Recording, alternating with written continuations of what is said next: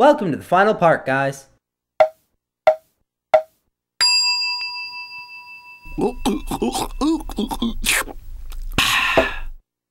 By the way, did I tell you about the trouble my boy got into the other day? I was at home on a Saturday afternoon just putting the finishing touches on the Pinko monster when Junior wandered into my workroom. The next thing I knew, he was commanding the creature like a master. It made me so proud to see him following in his father's footsteps. Of course, monsters are not appropriate toys for children. So, I lured him away with a kitty I stole from a lowly Pow Pow Park resident.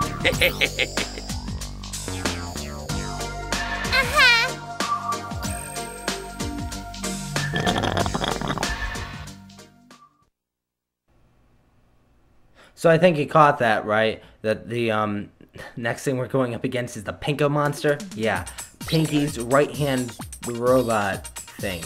Again, I don't know why in the world there's a 2-year-old who, you know, is commanding these guys when she's the one commanding a giant robot called the Pinkinator or something like that.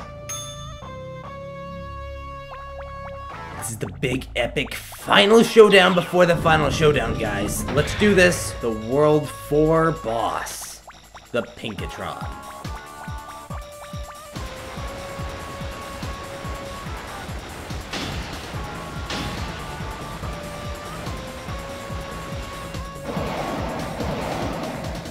Oh, it's so cute. Its first phase fires lasers. Make sure to dodge those. Then it tosses out 3 of these guys. That gives you a chance to hit once and hit twice. I purposely tossed that away so I could show this off. Lasers! Sorry, lasers! These things are so hard to keep track of, considering that depth perception wasn't something invented yet. But, yeah, you've got enough power pellets to last you just enough if you're good enough. This is the true fight to end all fights, and I love a fight that actually reflects the difficulty of where the game is at that point. So after hitting him twice, his head falls off, so he needs a suitable replacement. This thing looks good enough.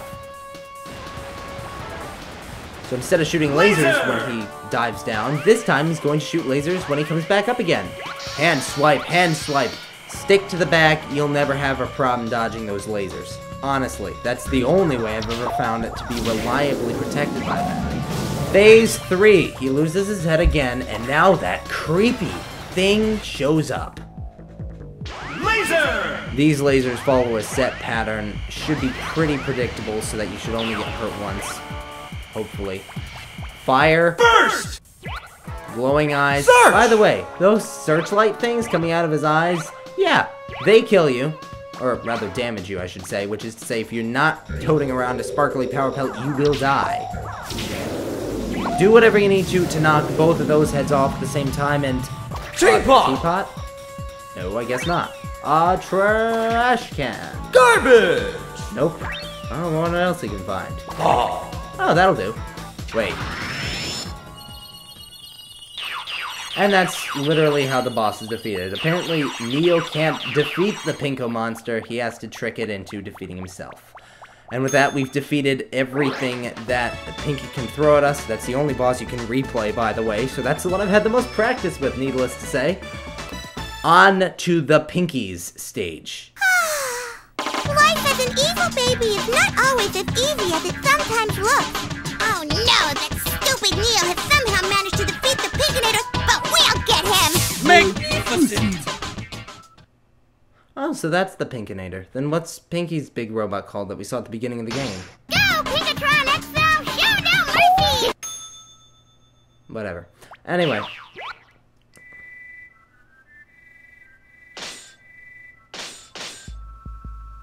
Wait, what the? Boobies? You're kidding. How did I not notice that as a kid? Seriously? Jesus. No, seriously. She's got north and south like... So she starts off phase 1 by firing a laser at you out of her mouth. Oh god. Are you sure this was Pinky's design and not Yazoo's? Because Yazoo seems more like the kind of guy who would waste his time spending his time on the internet looking at stuff like this. Yeah. By the way, this nightmarish world that we see has bears, well, creepy-looking bears. I mean, these put the tails to all the oh, no, I shouldn't say that, should I? He'll come in. Yeah. Anyway.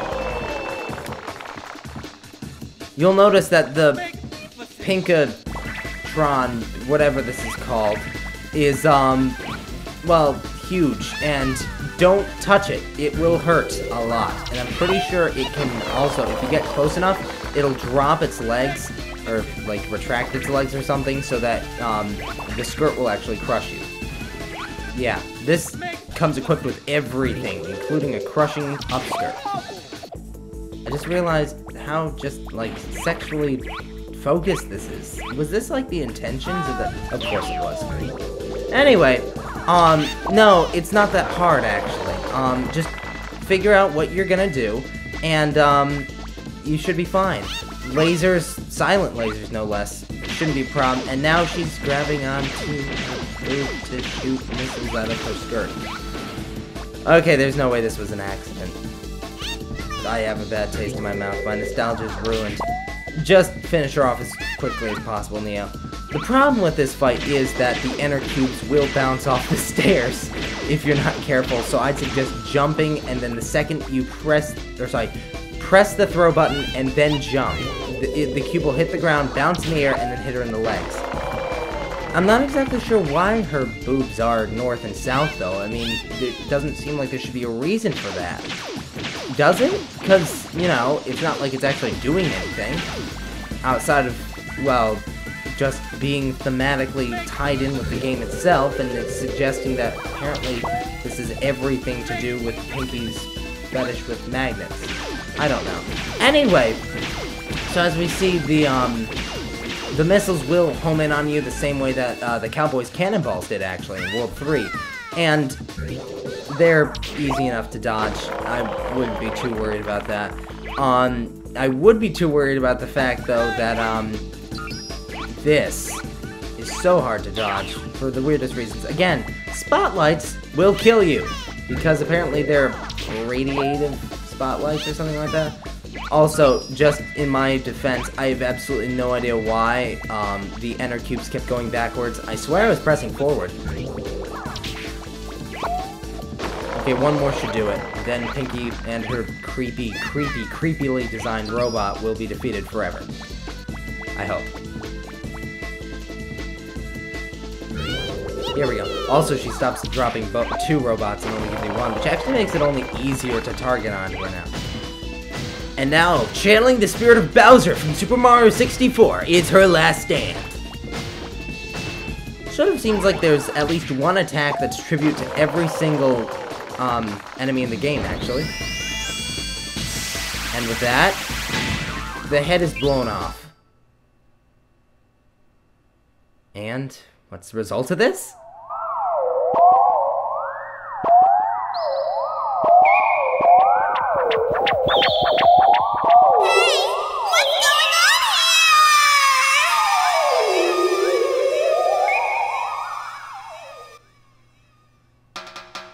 Just when you thought that Portal 2 did it first, no, Super Magnetic Neo started the whole idea of launching your bad guys into space at the end.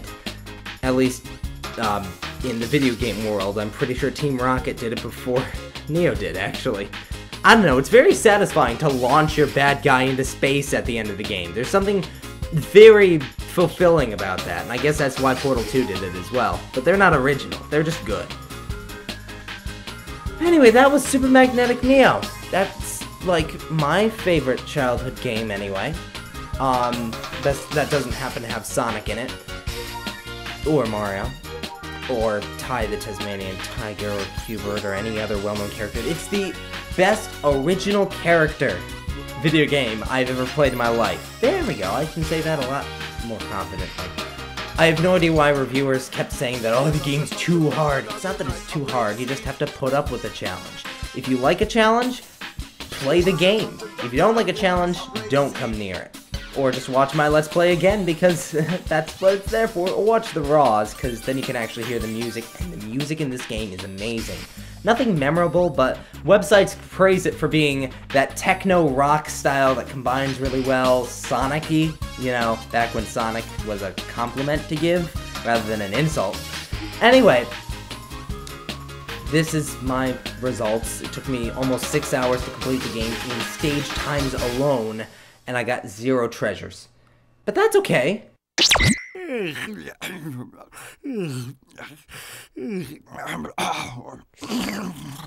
What? This isn't over yet? You're still here? Because I'm covering the bonus stages, challenge missions, and treasures, or at least some of them, in an extra video. So, that's it from me for now, Austin on Sugar. Yes, you too, Texty. And I'll be seeing you guys later. Bye.